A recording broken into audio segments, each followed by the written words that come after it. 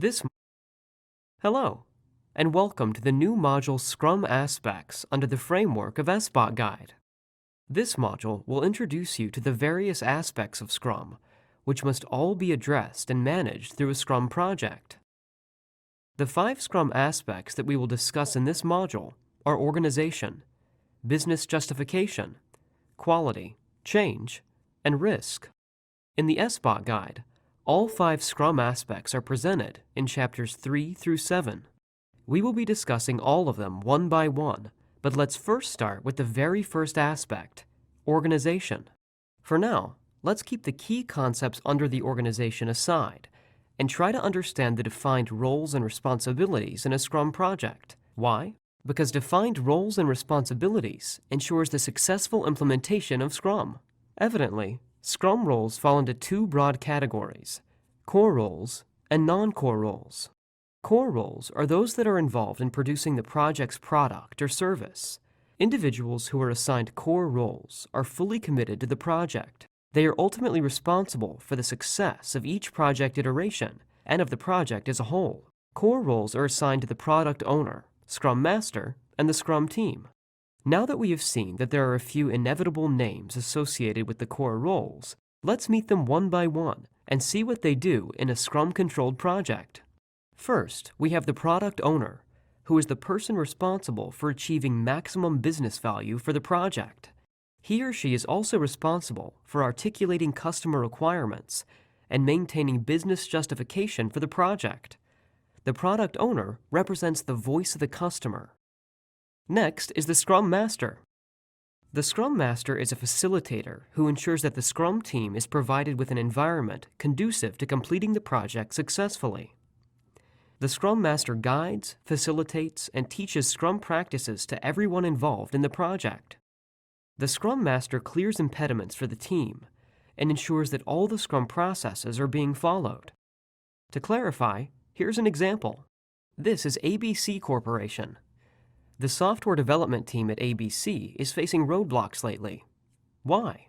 Well, it seems that they are unable to live up to the set standards of a project in terms of quality. What is the stumbling block here? Lack of expertise required for the project. It, in turn, leads to delay. So this is where the Scrum Master is going to pitch in. How is he or she going to do that? First of all, the task of the Scrum Master will be to focus on finding ways to clear the impediment, which comes in the form of lack of expertise required for the project. How is this possible? Well, the Scrum Master at this juncture is either going to raise an immediate requirement for hiring software developers with required expertise, or he can make an arrangement for training the existing staff.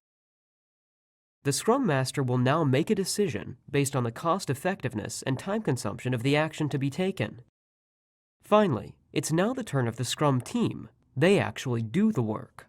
The Scrum team is the group or team of people who are responsible for understanding the requirements specified by the product owner and creating the deliverables of the project. So, considering the earlier example, the software development team, either with newly recruited experts or with newly acquired training, will proceed in accordance with the requirements set by the product owner. Now, let's take a closer look at the non-core roles. The non-core roles are optional and may include all team members who are interested in the project. They have no formal role in the project team, but they may interface with the team. However, they may not be responsible for the success of the project.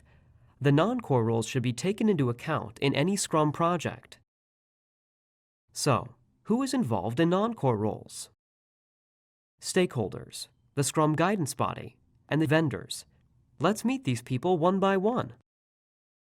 The first role is the stakeholder or stakeholders. This is a collective term that includes customers, users, and sponsors. They frequently communicate with the Scrum core team and influence the project throughout the project's development. Most importantly, it is for the stakeholders that the project produces the collaborative benefits. Second is the Scrum guidance body, which is also referred to as the SGB. It is an optional role consisting of a set of documents or a group of experts, typically involved in defining objectives related to quality, government regulations, security, and other key organizational parameters. This Scrum guidance body guides the work carried out by product owner, Scrum Master, and Scrum team. The next non-core role is played by the vendors. They include external individuals or internal organizations that provide products or services that are not within the core competencies of the project organization. Now, to help you understand how the Scrum organizational structure works, we have a diagram here. The roles played by the Scrum Master, Product Owner, Scrum Team, and the interrelation of these roles, and the way in which each one of them contributes to fulfilling customer requirements, are summarized here. The organization aspect of Scrum also addresses the team structure requirements to implement Scrum in programs and portfolios. So now that we have seen the core and non-core roles played in a Scrum-controlled project, let's now discuss another key Scrum aspect, business justification. It's important for an organization to perform a proper business assessment prior to starting any project. This helps the key decision makers understand the business need for change or for a new product or service, the justification for moving forward with a project, and its viability. Business justification in Scrum is based on the concept of value-driven delivery. One of the key characteristics of any project is the uncertainty of results or outcomes. It is impossible to guarantee project success at completion, regardless of the size or complexity of a project. Considering this uncertainty of achieving success, Scrum attempts to start delivering results as early in the project as possible. This early delivery of results, and thereby value, provides an opportunity for reinvestment and proves the worth of the project to interested stakeholders. Furthermore, Scrum's adaptability allows the project's objectives and processes to change if its business justification changes. It is important to note that although the product owner is primarily responsible for business justification, other team members also contribute significantly. So far, we have seen two important Scrum aspects. Quality is the third aspect we are going to discuss now. In Scrum, quality is defined as the ability of the completed product or deliverables to meet the acceptance criteria and achieve the business value expected by the customer. To ensure that a project meets its quality requirements, Scrum adopts an approach of continuous improvement, whereby the team learns from experience and stakeholder engagement to constantly keep the prioritized product backlog updated with any changes in requirements. The prioritized product backlog is simply never complete until the closure or termination of the project. Moreover, any changes to the requirements reflect changes in the internal and external business environment and allow the team to continually work and adapt to achieve those requirements. Through repetitive testing, Scrum requires work to be completed incrementally through sprints, rather than waiting until the end to produce deliverables. This means that errors get fixed right away, instead of being postponed until the end of the project. Moreover, important quality-related tasks, for example, development, testing, and documentation, are completed as part of the same sprint by the same team. This ensures that quality is inherent in any deliverable created as part of a sprint. Such deliverables from Scrum projects, which are potentially shippable, are also referred to as done. For example, if internal customers are not happy with a product delivered in terms of quality, the issues can be listed in the prioritized product backlog. These kinds of issues will be addressed during the sprints, and the team will try to fix them so that quality is not compromised. Thus, continuous improvement with repetitive testing optimizes the probability of achieving the expected quality levels in a Scrum project. Constant discussions between the Scrum core team and stakeholders, including customers and users, with actual increments of the product being delivered at the end of every sprint, ensures that the gap between customer expectations from the project and actual deliverables produced is constantly reduced. The Scrum guidance body may also provide guidelines about quality, which may be relevant to all Scrum projects in the organization. The next aspect that we're going to discuss here is change, another very important aspect of Scrum. Every project, regardless of its method or framework used, is exposed to change. It is imperative that project team members understand that the Scrum development processes are designed to embrace change. Organizations should try to maximize the benefits that arise from change and minimize any negative impacts through diligent change management processes in accordance with the principles of Scrum. A primary principle of Scrum is its acknowledgement, which are as follows.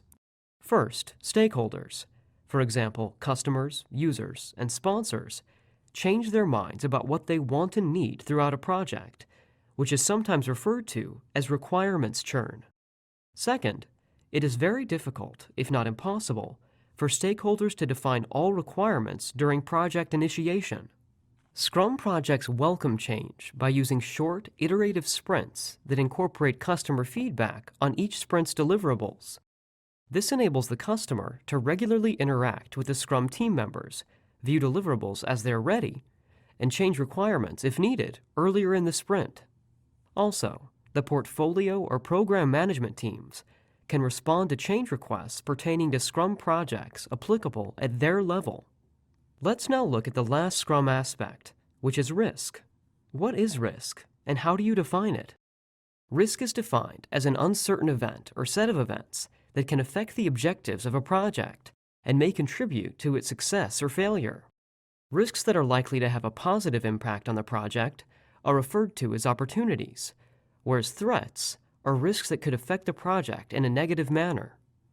For example, consider a situation in which one of the key investors in a project backs off at a prime moment. This is a risk affecting the project in a negative way. However, if the project finds a better investor willing to invest in a bigger and better way, it can be considered as an opportunity. Managing risk must be done proactively. It is an iterative process that should begin at project initiation and continue throughout the project's life cycle. The process of managing risks should follow some standardized steps to ensure that risks are identified and evaluated, and that a proper course of action is determined and acted upon accordingly. Risks should be identified, assessed, and responded to on the basis of two factors. These are the probability of each risk's occurrence and the possible impact in the event of such an occurrence. Risks with a high probability and impact value are determined by multiplying both factors, and they should be addressed before those with a relatively lower value. In general, once a risk is identified, it is important to understand the risk with regard to the probable causes and the potential effects if the risk occurs. And with that, we conclude our module on Scrum Aspects. I hope this segment was insightful and suggestive of the main aspects of the Scrum framework. I look forward to seeing you in the next session. Thank you for learning with us.